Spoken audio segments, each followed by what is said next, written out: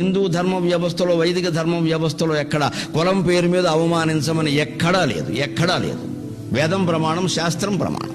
పైగా చాలా స్పష్టంగా చెప్పాడు కృష్ణుడు, చాతుర్వర్ణ్యం మయా సృష్టం గుణకర్మ విభాగశః. ఆ రెండో మాట చెప్పరేమండి? గుణకర్మలను బట్టి అంటే అర్థం ఏమిటండి? ఇప్పుడు మనలో కూడా కొంతమంది మేము బ్రాహ్మణం, మేము కమ్మవారం, మేము రెడ్డివారం, మేము మాలలం, మాదిగలం, ఇదేం కుదిరే వ్యవహారం కాదండి. బ్రాహ్మణ వృత్తి చేయనివాడు నేను బ్రాహ్మణుని అనుకునే అవకాశం లేదు ఇక్కడ. నీ గుణాన్ని బట్టి, కర్మను బట్టి మాత్రమే కులం నిర్ణయించబడుతుంది. ఇది భగవద్గీత నిర్ణయం. ఒక గిరిజనుడు ఎవరైనా పాఠాలు చెబితే ఆయన బ్రాహ్మణుడు కింద లెక్క, అంతే లెక్క. పాఠాలు చెప్పేవాడు బ్రాహ్మణుడు.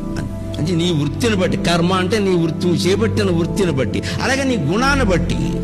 నువ్వు సత్వగుణంతో ఉండవలసినటువంటి కులంలో పుట్టి తమో గుణంతో ప్రవర్తిస్తే నీ కులం ఏమిటి మారిపోతుంది. ద్రోణాచార్యుల కులం వేరు నన్ను అడిగితే, అశ్వత్థామ కులం వేరు. అశ్వత్థామ తమో గుణం, పూర్తిగా తమో గుణం. అర్ధరాత్రి దాడి చేసి 3000 మందిని చంపేస్తాడా? మనిషా పశువా? ఏమిటది? ఆయన బ్రాహ్మణుడు అంటే అలాగా. ఇది లెక్క. ఇది గుణాన్ని బట్టి నిర్ణయించాలి, కర్మలను బట్టి నిర్ణయించాలి. అంతేగాని పుట్టుకను బట్టి నిర్ణయించే వ్యవస్థ పూర్వమే లేదండి. ఇప్పుడు ఎక్కడ తెచ్చి పెడతారు దేన్ని? ఇక్కడ అది మధ్యయుగాల్లో వచ్చింది, అలాగా పాతుకుపోయింది. అందులో అనేక రకాల అపనమ్మకాలు వ్యాపించే, మూల గ్రంథాలు చదవకపోవడం, సంస్కృతం రాకపోవడం, దీనికి అనేక కారణాలు, శతకోటి దరిద్రాలు ఇవన్నీ.